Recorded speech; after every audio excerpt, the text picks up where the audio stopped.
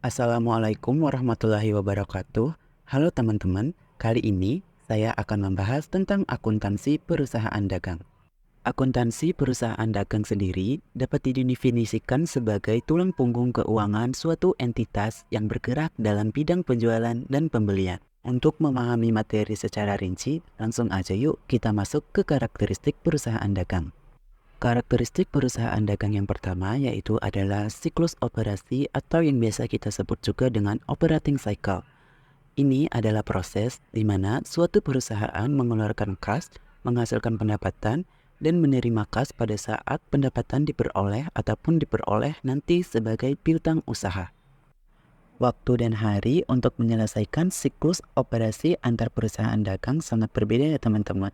Contohnya saja nih, susu yang terjual sebelum habis masa kadaluarsanya yaitu dalam 1 tahun atau 2 minggu. Sebaliknya, perusahaan perhiasan memiliki barang berharga yang seringkali sudah ditawarkan berbulan-bulan sebelum terjual kepada pelanggan. Karakteristik perusahaan dagang yang berikutnya adalah laporan keuangan. Laporan keuangan antara perusahaan dagang dan perusahaan jasa tentunya berbeda-beda ya teman-teman. Perbedaan-perbedaan ini dapat kita lihat dan dapat kita ilustrasikan dalam laporan laba rugi sebagai berikut. Seperti yang kita lihat ya teman-teman, laporan keuangan pada tabel ini menunjukkan perusahaan jasa memiliki laba neto yang dihasilkan dari pengurangan pendapatan jasa dengan beban operasi. Sedangkan untuk perusahaan dagang sendiri memiliki laba neto dari hasil pengurangan penjualan dengan beban produk penjualan yang menghasilkan laba bruto. Kemudian dikurangkan lagi dengan beban operasi yang akan menghasilkan laba neto nantinya. Subbab pertama pada materi ini adalah transaksi pembelian.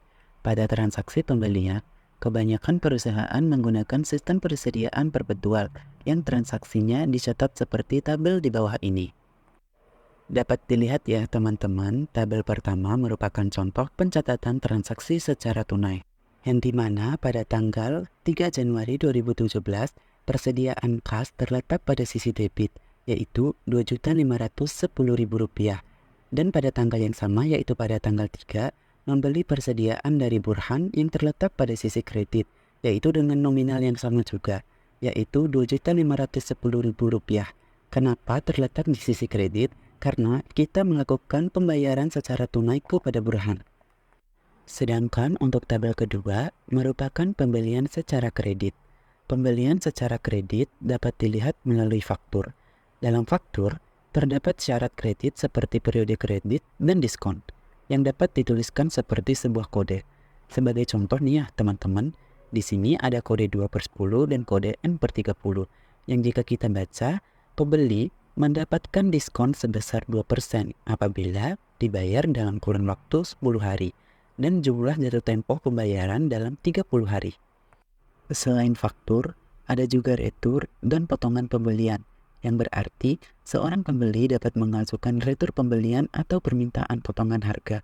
Biasanya, retur dan potongan pembelian dapat diajukan ke penjual dengan melampirkan sebuah memorandum atau yang biasa disebut dengan memo pada jurnal umum. Berikut ini contoh jurnal dari retur. Untuk langkah yang pertama yaitu mencatat pengembalian barang yang ditunjukkan dalam memo debit atau memorandum.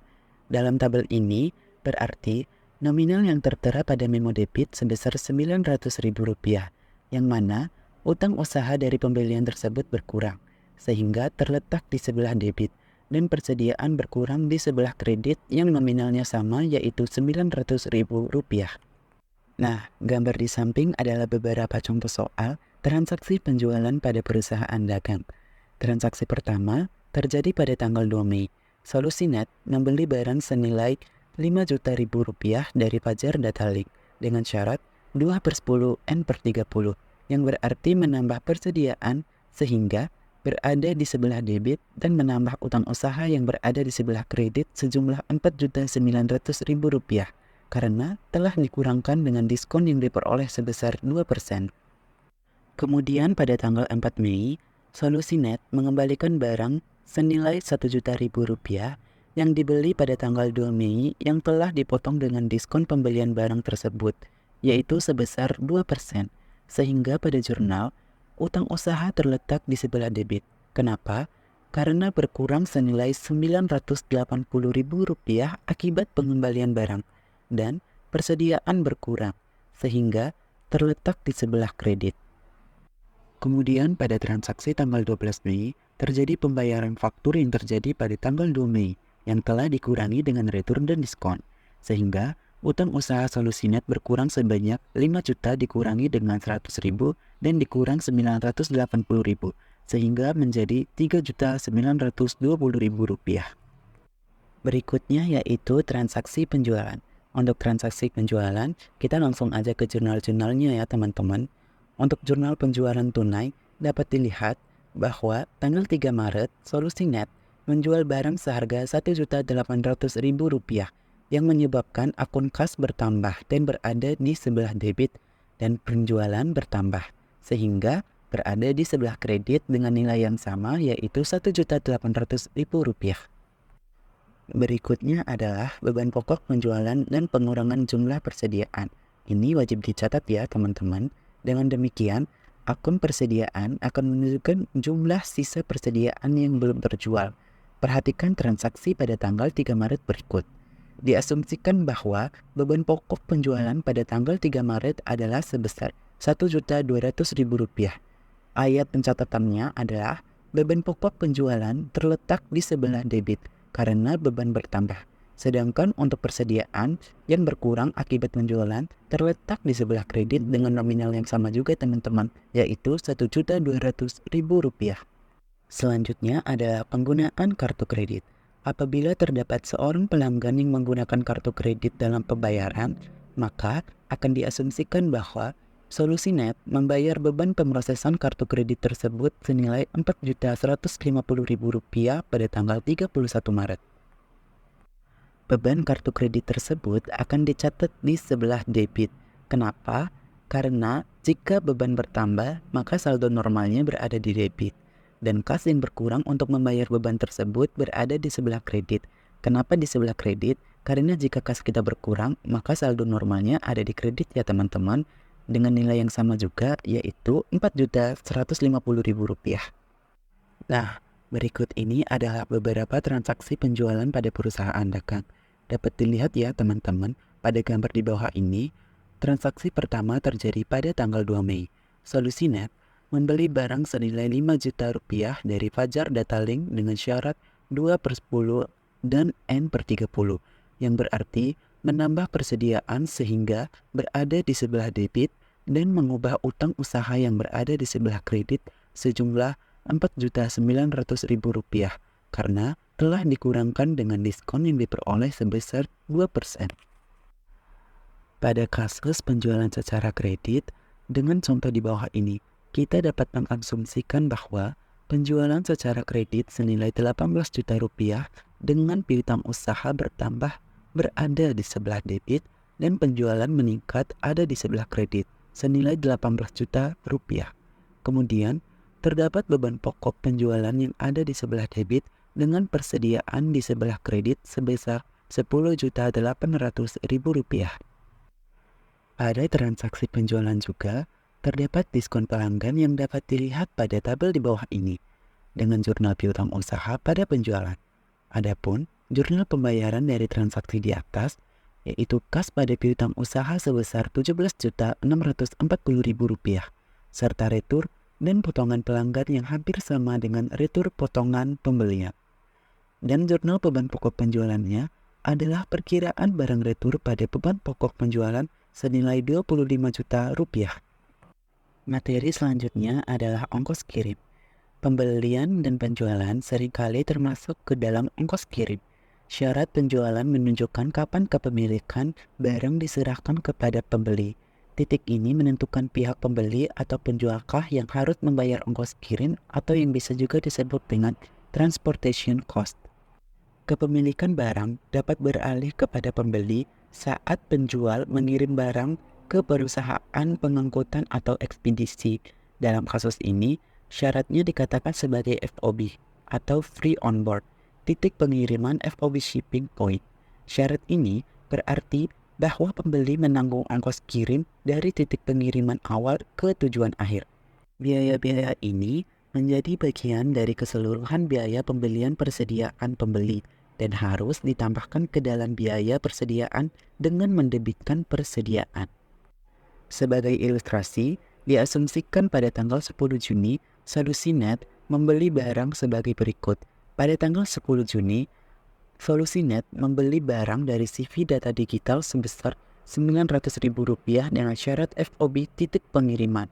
Dan pada tanggal yang sama juga, yaitu tanggal 10 Juni, membayar ongkos kirim sebesar Rp50.000 kepada CV Data Digital. Solusinet dapat membuat dua pencatatan, yaitu yang pertama, persediaan pada utang usaha senilai Rp900.000 karena membeli barang dengan syarat FOB yang nantinya akan menambah utang usaha sehingga terletak di sebelah debit. Kemudian, yang kedua adalah transaksi persediaan pada kas karena membayar biaya pengiriman atas barang yang dibeli. Kemudian ada FOB destination dengan ilustrasi sebagai berikut.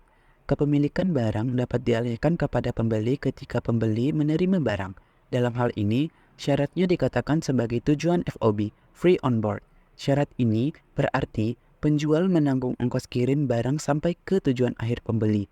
Ketika penjual membayar ongkos kirim, penjual mendebit akun ongkos kirim penjual, atau yang biasa juga disebut dengan delivery expense atau freight out.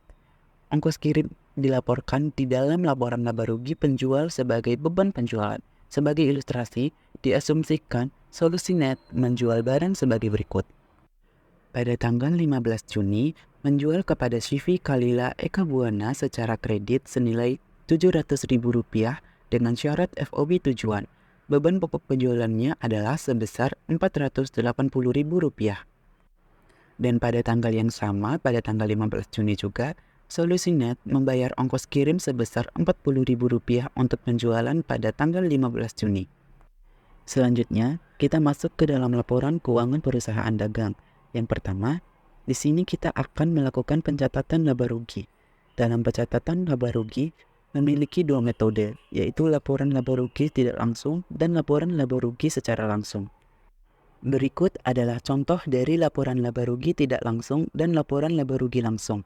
Yang menjadi perbedaan antara laporan laba rugi tidak langsung dan laporan laba rugi secara langsung dapat dilihat dari pencatatan penjualan dan pendapatan serta beban-beban, di mana pada laporan laba rugi tidak langsung, beban-beban akan diperinci menjadi beberapa bagian.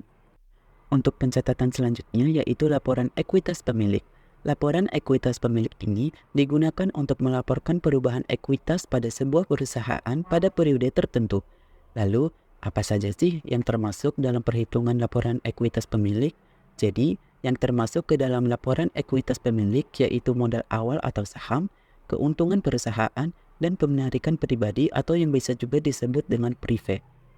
Untuk pencatatan selanjutnya yaitu neraca atau yang biasa juga disebut dengan laporan posisi keuangan.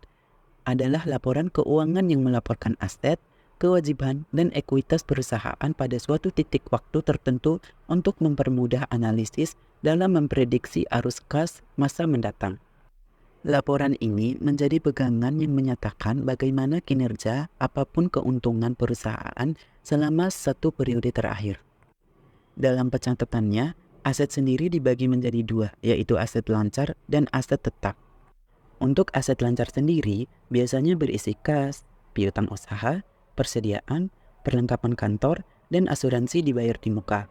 Untuk aset tetap sendiri biasanya berisi gedung, tanah, dan peralatan. Dalam pencatatan liabilitas juga dibagi menjadi dua bagian, yaitu liabilitas jangka pendek dan liabilitas jangka panjang. Contoh dari liabilitas jangka pendek sendiri yaitu seperti utang usaha, wasil bayar, utang gaji, dan sewa diterima di muka. Untuk liabilitas jangka panjang contohnya seperti wasil bayar, dengan pembayaran jatuh tempo pada 10 tahun. Dan yang terakhir yaitu ekuitas yang berisi modal dari pemilik perusahaan. Setelah melakukan pencatatan tersebut, selanjutnya kita akan melakukan penyesuaian dan penutupan laporan keuangan. Tujuan penyesuaian ini dilakukan yaitu untuk melaporkan pendapatan dan pengeluaran dalam laporan laba rugi, aset, kewajiban dalam laporan neraca dilaporkan dengan nilai yang sesungguhnya, sehingga penghitungannya akan lebih akurat. Untuk proses penyesuaian sendiri, Yang pertama ada ayat jurnal penyesuaian untuk kehilangan persediaan. Jurnal ini dibuat jika sebuah perusahaan mungkin mengalami kehilangan persediaan, baik itu secara pencurian atau karena kesalahan dalam pencatatan, sehingga perhitungan persediaan fisik pada akhir periode menjadi lebih kecil daripada jumlah persediaan dalam pencatatan persediaan, sehingga dalam mencatatnya, yaitu saldo akun persediaan dikurangi dengan perhitungan fisik yang tersedia. Selanjutnya ada jurnal penutup dari laporan keuangan perusahaan dagang. Akun apa aja sih yang harus ditutup? Dapat dilihat pada contoh jurnal penutup berikut ini. Akun-akun yang perlu ditutup dalam laporan keuangan perusahaan dagang antara lain adalah menutup akun temporer dengan saldo kredit seperti penjualan dan pendapatan sewa, akun-akun beban, akun modal pemilik, dan akun prive. Kemudian ada akun ikhtisar laba rugi setelah ayat jurnal penutup diposting. Contohnya seperti berikut ini. Setelah ayat jurnal penutup telah disiapkan dan diposting ke akun-akun, neraca saldo setelah penutupan dapat disiapkan. Akun-akun yang perlu muncul dalam neraca saldo ini hanyalah akun aset, kontra aset, liabilitas, dan modal pemilik beserta saldonya. Ini sama dengan akun-akun yang muncul dalam laporan posisi keuangan akhir periode. Jika total kedua kolom neraca saldo tidak sama, maka kesalahan telah terjadi dan harus ditemukan dan diperbaiki. Memasuki bagian terakhir dari pembahasan kita, di sini sudah ada contoh soal dari analisis dan interpretasi keuangan. Rasio penjualan terhadap aset. Rasio terhadap penjualan aset berfungsi untuk mengukur seberapa jauh dan seberapa efektif suatu perusahaan menggunakan asetnya untuk menghasilkan penjualan. Rasio yang tinggi menunjukkan penggunaan aset yang efektif. Aset yang digunakan untuk menghitung rasio ini dapat berupa jumlah aset pada akhir tahun, rata-rata jumlah aset pada awal dan akhir tahun, atau rata-rata aset bulanan.